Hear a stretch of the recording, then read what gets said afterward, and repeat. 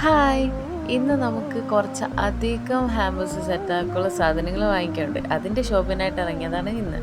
ഈ ഒറ്റയ്ക്ക് പോകുന്നത് ബോറായതുകൊണ്ട് ഞാൻ അക്ഷയും കൂടെ കൂട്ടി. നേരെ ഞങ്ങൾ ജോളി സിൽക്സിൽ ചെന്നു. അവിടുന്ന് ഒരു സാരി നോക്കാനുണ്ടായിരുന്നു.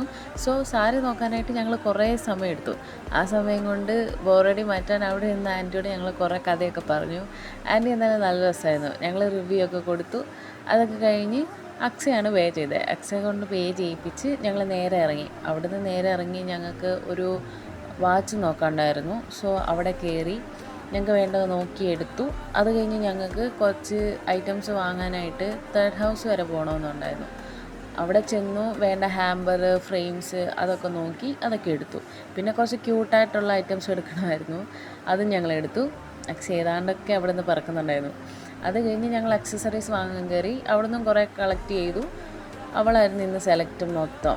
കയ്യിൽ കുറേ സാധനം ഉണ്ടായിരുന്നുകൊണ്ട് ഞാൻ ഈ സാധനങ്ങളെല്ലാം കൊണ്ട് അമ്മയുടെ ജോലി ചെയ്യുന്ന ഷോപ്പിൽ കൊണ്ട് കൊടുത്തു.